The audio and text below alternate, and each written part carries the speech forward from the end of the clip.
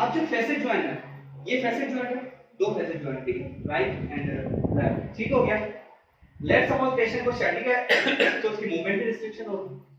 जब joint move करते हैं ना तो फैसेट जॉइंट, लेट्स सपोज मैं लेटरल रोटेशन परफॉर्म करूंगा, ठीक है, तो basically this is the movement that is occurring in the spine, this is the biomechanics beyond it. ऐसे मूवमेंट नहीं होगी, भले ही वो लेटरल रोटेशन यूं करे, ठीक है, लेकिन जो उसके फैसेट जॉइंट्स है ना, वो कैसे, how they move, how the transverse process moves, that is the actual position. और ये हर रीजन की अलग है। सर्वाइकल की अलग है, सर्वाइकल पे जहां का स्पाइनस प्रोसेस होगा उसी का ट्रांसवर्स प्रोसेस मिलेगा। आप स्पाइनस प्रोसेस पे जाओ, उसी के साथ ही जाओगे तो आपको ट्रांसवर्स प्रोसेस मिलेगा। लेकिन थोरेसिक में ऐसा नहीं है, थोरेसिक में ऊपर नीचे भी होते हैं, ठीक है। तो मैं बता रहा हूं कि facet, how the facet joint basically move, when you rotate your body the facet joint moves in this direction. अब सवाल आता है कि इसके पीछे जो मैं बताने लगा था, अब एक नीचे फैसेट है, ये उसके ऊपर है, ठीक है, नीचे वाला ठीक है, जब ये मूव करेगा ना, ठीक है, अब नीचे वाले में प्रॉब्लम है, ठीक है, ये मूव कर रहा है, नीचे वाला ऐसे नहीं मूव कर रहा, नीचे वाला सीधा ही खड़ा है क्योंकि उसको प्रॉब्लम है, उसके फैसेट जॉइंट में प्रॉब्लम है, ठीक है, इसीलिए उसको प्रॉब्लम, तो वो ऐसे ही खड़ा होगा।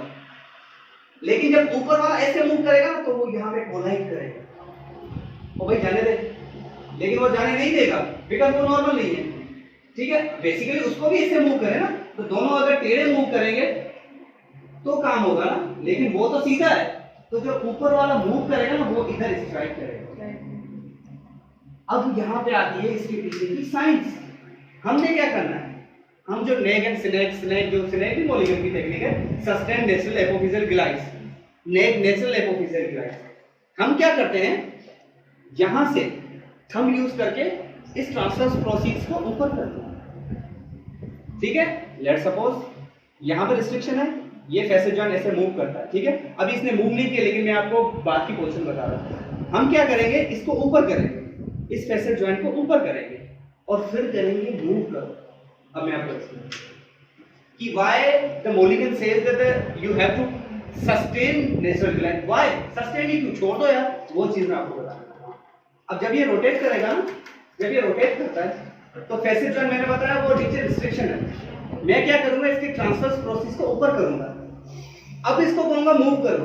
अब जब वो मूव करेगा ना तो उसको रिस्ट्रिक्शन नहीं मिलेगा, क्योंकि जहां पे वो रिस्ट्रिक्टेड था, जहां पे बैरियर था, मैंने उसको ऊपर दे दिया, ठीक है। अब इसने पूरा मूव किया, इसलिए रेज्ड है मेरे ग्लाइड की वजह से, फिर वो वापस आया, फिर मैंने छोड़ दिया, क्योंकि अगर आप इसको उधर ही छोड़ देंगे तो ये उधर ही फंस जाएगा। Are you getting the point, ठीक है, कि जो फैसेट जॉइंट बेसिक मूव करता है, जब उसको रिस्ट्रिक्शन मिली